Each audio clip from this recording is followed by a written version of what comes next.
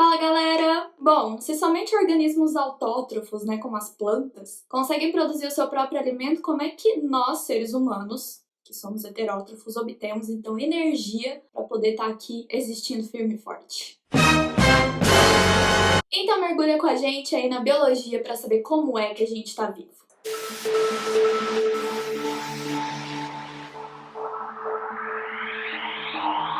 Então, na nossa querida natureza, a gente tem organismos produtores, que são aqueles como as plantas, tipo essa que você tem em casa, que produzem seu próprio alimento.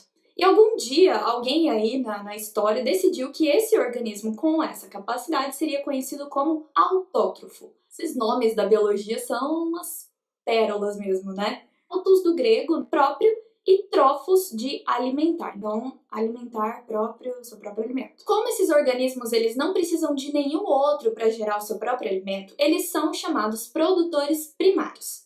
Mas não pensa que só porque eles são chamados primários, eles estão lá no topo, fodões da nossa cadeia. Na verdade, eles estão na base do sistema, ou seja, eles estão no primeiro nível trófico do que você pode imaginar como uma pirâmide, fazendo a fotossíntese. A grosso modo, é aquele processo de se alimentar do sol, tá lembrado? Infelizmente, a gente não consegue fazer ainda.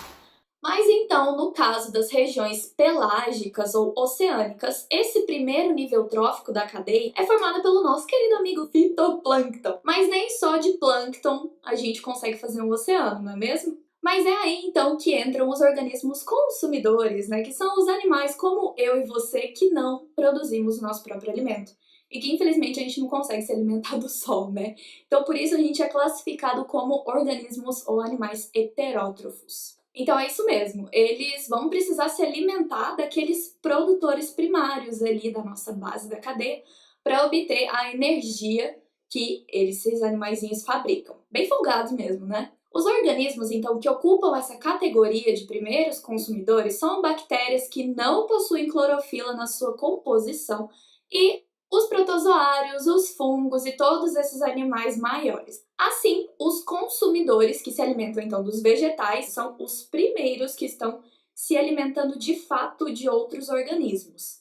Então, na nossa pirâmide, trófica, eles estariam no segundo nível. Então, no ambiente oceânico, esses consumidores primários, eles são compostos pelo zooplâncton, que são herbívoros, Então, eles se alimentam diretamente das microalgas marinhas. Mas e se o zooplâncton for todo fresco assim e ele não gostar de comer vegetais?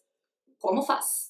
Acredite ou não, eles vão praticar o canibalismo, entre aspas, Esses organismos, eles vão acabar se alimentando de outras espécies de zooplâncton que se alimentam desses herbívoros. Eles vão ser consumidores secundários, estando ali no terceiro degrau do nosso nível trófico, onde eles vão consumir os consumidores primários. E assim, consecutivamente, os próximos níveis tróficos, eles são formados, então, por organismos adultos, e que possuem poucos ou nenhum predador, como peixes, tubarões e mamíferos marinhos. Mas se você acha que a gente fecha a nossa vida marinha por aqui, não.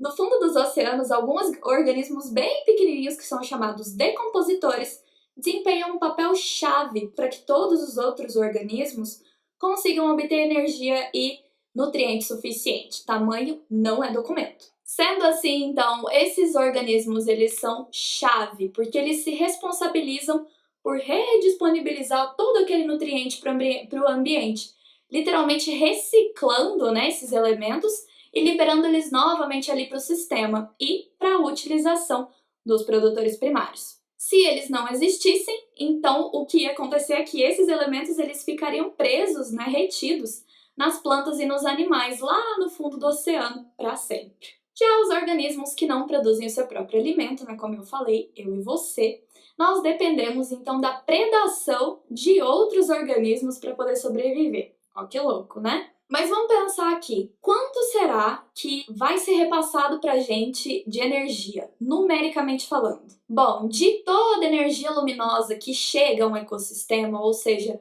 toda a energia solar, cerca de apenas 1% é utilizada na fotossíntese, só 1%. Já cada transferência de energia, esse processo de se alimentar um organismo do outro, cerca de 80 a 90% dessa energia é perdida na forma de calor. O produtor primário fitoplâncton foi lá, bonitinho, produziu energia, produziu alimento. Aí chegou o consumidor primário e pegou apenas de 20 a 10% disso aí que ele vai conseguir aproveitar, porque o resto foi tudo gasto em energia. Então, como eu falei, apenas 10 a 20% da energia vai acabar passando de um nível trófico para outro, ou seja, lá para o nível superior. Então, dessa forma, quanto mais perto o organismo ele tiver da base, né, da nossa cadeia, ou seja, quanto mais ele estiver perto desse nível trófico dos produtores primários, maior então vai ser a energia disponível. Então, gente, vamos comer vegetal? De uma maneira geral, quanto mais comprida essa cadeia alimentar nos oceanos, quanto mais degraus a nossa pirâmide vai ter, menores vão ser os organismos presentes lá no topo. Bom, por exemplo, se a gente tiver o fitoplâncton, nosso amigo, como produtor primário e o tubarão branco como o organismo ali, topo da cadeia alimentar, vamos dizer que ele não tenha nenhum predador. Mas, ao mesmo tempo, a gente tem a baleia azul, que é o maior organismo aí dos oceanos, que vai estar se alimentando diretamente do segundo nível trófico, ou seja, de organismos ali do zooplâncton, como o krill. Então, não necessariamente aquele organismo que é, nossa, enorme, de tamanho mesmo, ele vai estar diretamente comendo um animal que está logo abaixo dele em tamanho. Então, nesse sentido, a gente começa a perceber que a cada nível trófico superior, o tamanho dos organismos ele geralmente aumenta, mas o seu número e biomassa total desses animais diminui. Aquela abundância de krill, por exemplo, que tem lá no polo, não é a mesma coisa, a mesma abundância, ou seja, você não vê esse tanto de baleia azul tudo acumulado assim nos oceanos. Não se esqueça então de se inscrever no canal para ficar por dentro de todos os assuntos da oceanografia que a gente traz toda semana. Tchau, tchau!